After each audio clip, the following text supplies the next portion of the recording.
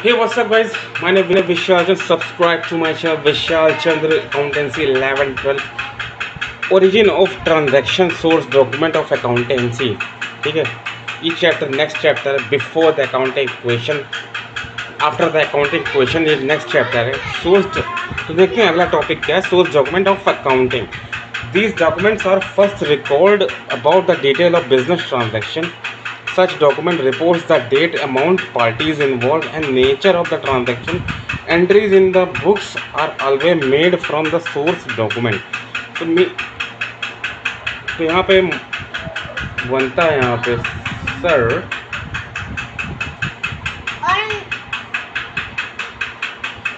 तो सर यहाँ पे मतलब बनता है मैडम छात्र हूँ। These documents are first recorded about the data of the source of document of accounting. These documents are first record about the detail of business transaction. ये जो डॉक्यूमेंट है फर्स्ट रिकॉर्ड किया जाता है इसकी डिटेल, बिजनेस ट्रांजैक्शन की detail को। Such document reports the date, जो डॉक्यूमेंट है ये डेट को रिपोर्ट करता है। अमाउंट पार्टी इन्वॉल्व, जिसमें पार्टी इन्वॉल्व होती है, amount of the parties involve, इनका जो पार्टी का अमाउंट होता है इन्वॉल्व होता है। नेचर ऑफ बिजनेस ट्रांजैक्शन, कौन से नेचर का ट्रांजैक्शन है भाई, रियल अकाउंट है, पर्सनल अकाउंट है, नॉमिनल अकाउंट है। ये आपको जर्नल एंट्री में मिलेगा। जर्नल एंट्री का एकदम शुरुआती चैप्टर है, एकदम शुरुआती जर्नल एंट्री में। नेक्स्ट चैप्टर बाद जर्नल एंट्री थोड़ा हो जाएगा, ठीक है।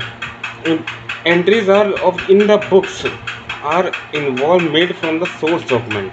एंट्री जो रिकॉर्ड की जाती है, मान लो कि डे बुक है टैली बैंक का, अब कंप्यूटर में उसको फीड करना है, ठीक है।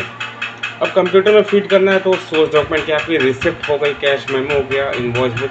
तो भैया यही चैप्टर में बताया गया है कि आपका क्या है, ठीक है। Account, just a minute.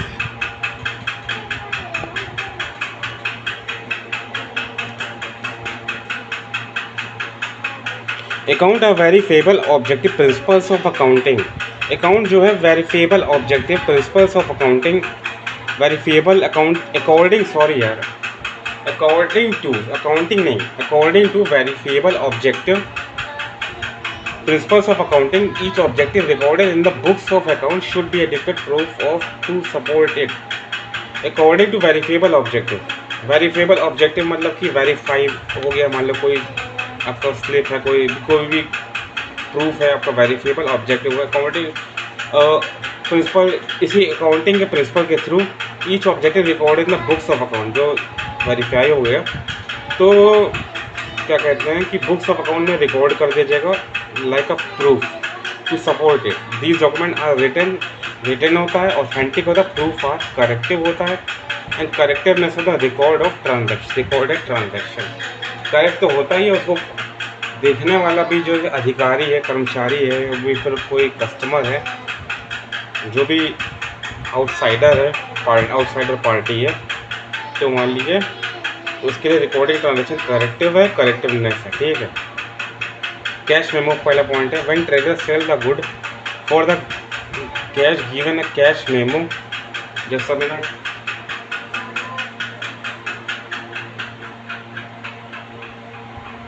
When a trader sell the good for cash, he give the cash memo. Cash purchase for cash, he receive the memo. ठीक है, cash receive cash cash memo, detail of regarding item, quantity, rate, total price mention in the cash memo.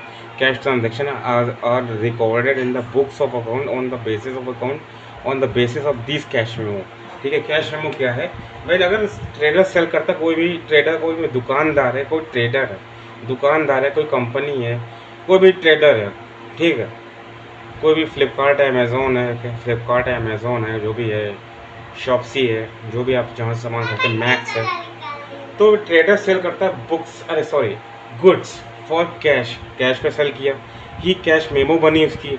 And when purchase the good, cash receive the cash he receives the cash memo, ठीक है। Cash receive, memo receive किया, cash trader cell किया तो cash receive किया, cash memo ही, ठीक है। Detail regarding the item quantity, जिसमें जो डिटेल दी गई है उसमें रिगार्डिंग आइटम लिखा हुआ, क्वांटिटी लिखी हुई, rate, total price mention in the cash memo, and transaction, cash transaction record in the books of account में रिकॉर्ड की जाएगी and books of account on the basis of cash memo. ठीक है, books of account में तो record की जाएगी, पर जो आपका जो on the basis of cash memo के अकॉर्डिंग। ठीक है, तो ये है आपका कैश मेमो। नंबर क्वांटिटी लिखी हुई 3 2, टाइटल रेगालिया, रुक जाओ यार, cash memo global watch company A15, ये इसका एड्रेस है। टाइटल रेगालिया D06, 2300 रुपये का है। तो कितनी क्वांटिटी, 6900 मल्टीप्लाई कर दिया इसको, उसके मल्टीप्लाई कर 2700, रेट इतना हो गया 5400। इसको ऐड करके लेस डिस्काउंट 10% इसका डिस्काउंट निकाले। कैसे, देखो छात्रा उसका 10% क्या हो गया, 10%, जस्ट मिनट, 300 का 10% 1230 रुपये इसका आया। तो इसमें कैसे हो गया, तो यही है, कुछ गलत मैंने मिस्टेक कर दी होगी। 1170 रुपये, मैंने भी उसमें बहुत सारी मिस्टेक की हैं रिकॉर्डिंग में, अरे मतलब यहाँ रिकॉर्डिंग में नोट्स मेकिंग। ठीक है, invoice and bill, when a trader sell goods on credit, अगर लेस कर देंगे डिस्काउंट। ठीक है, invoice and bill, when the trader sells goods on credit, अगर ट्रेडर जो क्रेडिट पे अपने सामान को बेचा, ही प्रिपेयर सेल्स इनवॉइस, अपने सेल इनवॉइस को प्रिपेयर किया है, which contain name of the party. ये भी तो बहुत सा बेसिक सा एग्जाम्पल है, आगे पता चल जाएगा क्या है। जो बड़े बड़े क्वेश्चन हैं, बड़े बड़े इसमें कैलकुलेशन है, उसमें बहुत सारी मिस्टेक होती है, वो आप सबको ध्यान रखना है खाली। ठीक है छात्रों, 11th या name of the party to whom goods are sold, rate quantity लिखी होती है, नेम जिसको बेचा गया है पार्टी को, rate quantity, total amount sale amount of sale, original copy of the sales invoice is send to the purchaser and इस duplicate copy जो होती है उसको केप्ट कर लेती है फॉर मेकिंग रिकॉर्ड के लिए in our books of account. Similarly when the trader on credit he receive a credit bill from supplier of the goods। Mehra electronic है, उनका एड्रेस लिखा हुआ है, name of the customer electronic, dated on 10 इतना तारीख ये हो गई। टर्म्स क्या है कि 5% कैश डिस्काउंट मिला है, payment is made with in 30 day. ठीक है, क्वांटिटी हो गई, डिस्क्रिप्शन हो गया, रेट हो गया, अमाउंट हो गया। बस आपको क्वेश्चन समझना है और सीधे सीधे जो बताया गया है, मैंने जो बताया, जो स्कूल में आपने पढ़ाई की है, इसको लिख लेना है। ठीक है, क्वांटिटी जो है IFB sanitiser 6 kg washing machine है, इतना हो गया। इसको इससे मल्टीप्लाई किए तो 46,600 हो गया, just like this.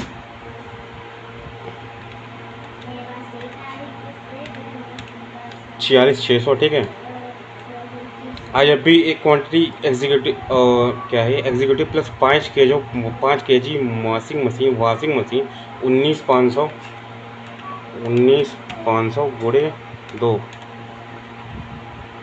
Just a minute, एक क्वांटिटी है ना 19,500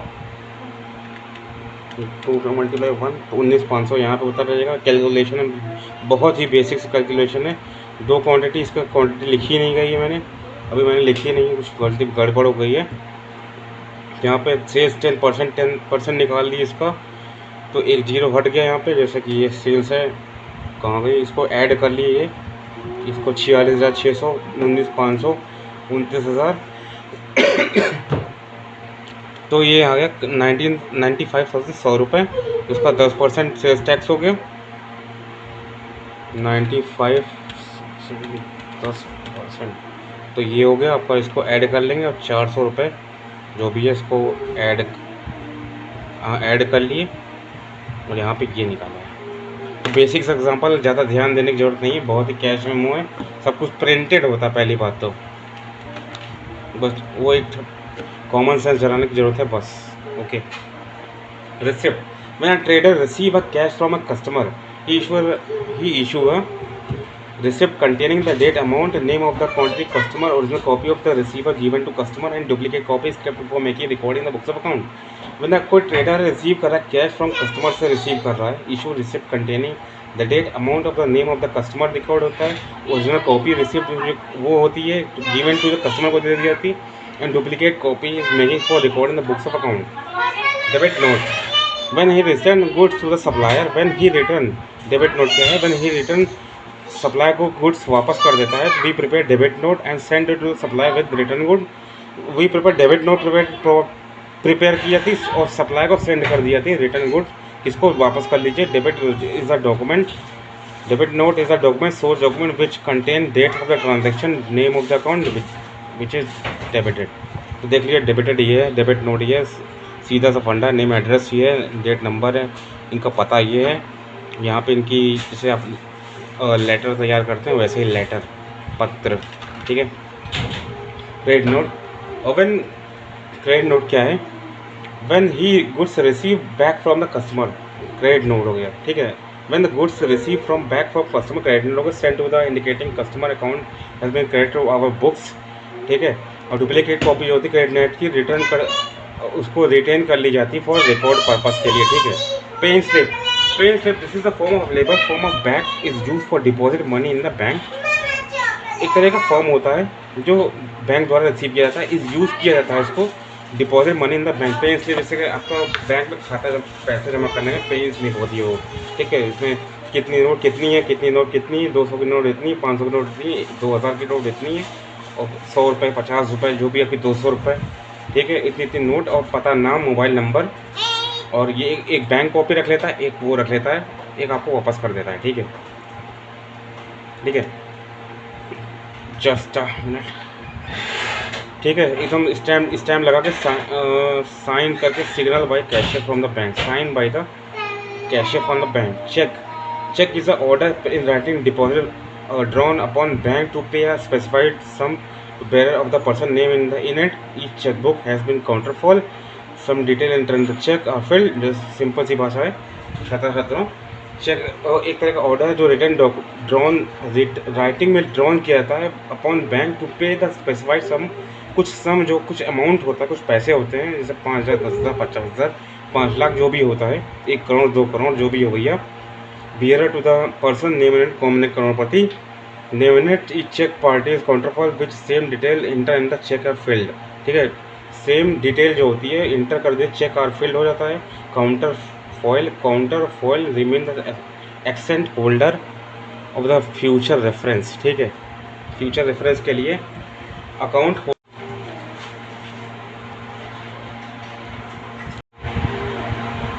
तो देख लो भैया कि स्पेसिफाइड ऑफ चेक ये है, फेडरल बैंक है, पे इतना है account, current account number rupees इतना है, अदा करें इतना रुपए, अकाउंट नंबर इससे, और अथोराइज सिग्नेचर, और यहाँ पे जो भी स्टैम्प लगा के चेक के पीछे भी 2 साइन मारी जाती है। यही बैंक की डिटेल है, ठीक है। यही पे अभी चैप्टर समाप्त होता है, तो अगले पार्ट के लिए सब्सक्राइब करिए, हिट लाइक सब्सक्राइब और सॉरी इंस्टाग्राम पेज को फॉलो करिए, उसमें शॉर्ट वीडियो, लॉन्ग वीडियो लाता रहता हूँ। बस टेक केयर।